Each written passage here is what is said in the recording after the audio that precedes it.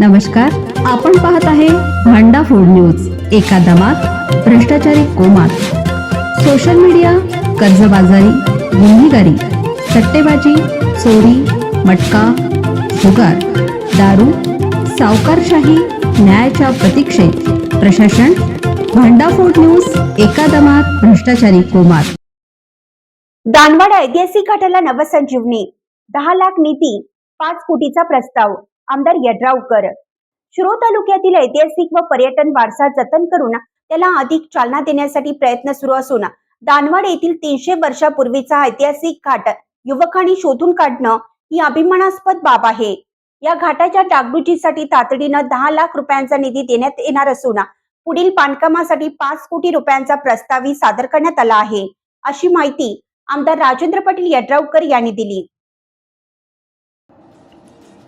रामनवमी निमित्त गुरुवारी दिनांक 26 मार्च 2026 रोजी या ऐतिहासिक घाट परिसरात विविध धार्मिक कार्यक्रमाचे आयोजन करण्यात आले होते। या प्रसंगी आमदार राजेंद्र पाटील यड्रावकर बोलत होते। यावेळी आमदार यड्रावकर म्हणाले की शिरोळ तालुक्यातील पर्यटन व्यवसायाला चालना देण्यासाठी विविध पर्यटन स्थळे विकसित करण्याचा आमचा प्रयत्न आहे। शिरोळमध्ये येणारा पर्यटक दिवसभर तेथेच थांबेल, यासाठी आवश्यक सुविधा निर्माण केल्या जात आहेत। दानवाड येथील घाट सुशोभीकरणामुळे या ठिकाणला धार्मिक व पर्यटन दृष्ट्या विशेष महत्त्व प्राप्त होणार असल्याचं सांगितलं। दानवाड येथील ऐतिहासिक राधाकृष्ण मंदिर घाट व पायरी सुशोभीकरणासाठी आमदार यड्रावकर यांनी 10 लाख रुपयांचा निधी जाहीर केला आहे। यामुळे गावातील ऐतिहासिक वारसा जतन करण्यास मोठी चालना मिळणार आहे। काही दिवसापूर्वी दानवाड येथील युवकांनी जेसीबीच्या सहाय्याने सुमारे 300 वर्षापूर्वीचा घाट व पायरी शोधून काढली होती। या कार्यामुळे परिसरात वारशाबद्दल नव्याने जागरूकता निर्माण झाली आहे। कृष्णा नदीपर्यंत प्रथमच आकर्षक लाइटिंग करण्यात आली होती। सकाळी श्रीराम जन्मोत्सव साजरा करण्यात आला, तसेच भाविकांसाठी महाप्रसादाचे आयोजन करण्यात आले होते।